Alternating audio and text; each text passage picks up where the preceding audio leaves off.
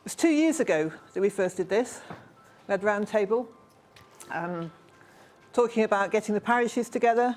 Let's all share our experience whilst we design and build our action plans. And we were going to meet again 6 months to 8 months later. Only that didn't happen. Something got in the way. And I think it got in the way of our plans as well. Some of the action plans haven't been progressed, some of them have been progressed. So it's really nice to be here today to see what we've done and what we can do to actually move this thing along.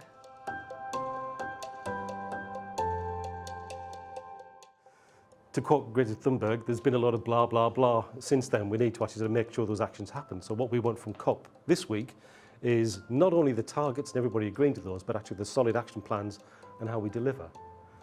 And to be fair to governments, they can set the targets, they need to do that, but it also needs a heart and minds campaign for people in communities at a ground level to actually deliver those things, because if we aren't committed to it, why wouldn't the government be? So we need to be sort of showing that commitment and showing how it can be done.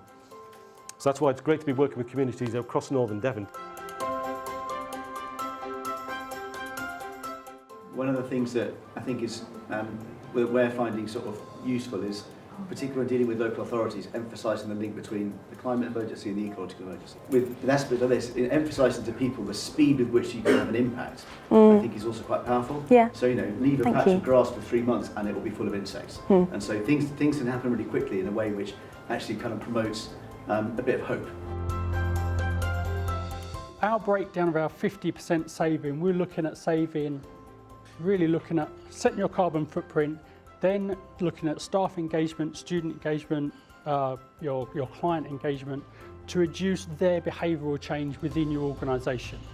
That, on every survey we've ever done, saves between 20 and 28% of the utility of that building, let's say. And that's a massive saving just by, I know it sounds really patronising, but turning things off and actually having a management system of what is happening in that building and understanding how and where your utilities and natural resources are used in that building. That investment, of course, is a capital investment, but hopefully you've got a contribution to that. We'll also be signposting you for different grants that are available that you might have better access to or be to qualify for. Retrofitting services for public sector buildings tend to save another 20%. If we've saved 10% in the middle of that by service and maintenance, that's where we get our 20 behavioural change, 10 for servicing and 20 from retrofitting or improving the fabric of the building. So neighbourhood plans have been, I think, in the planning process since about 2012. They are ostensibly an opportunity for communities to take greater control of the planning system. The parish becomes the kind of unit at which the level at which the plans get developed. So the parish is developed is designated as a neighbourhood for the purposes of this type of planning, and you go through a kind of prescribed process of community consultation, developing an initial draft, which is then subsequently also shared with and consulted on at community level, and then on the basis of what comes out of that consultation and the relevant evidence for your parish or area, the development of policy areas in kind of key themes.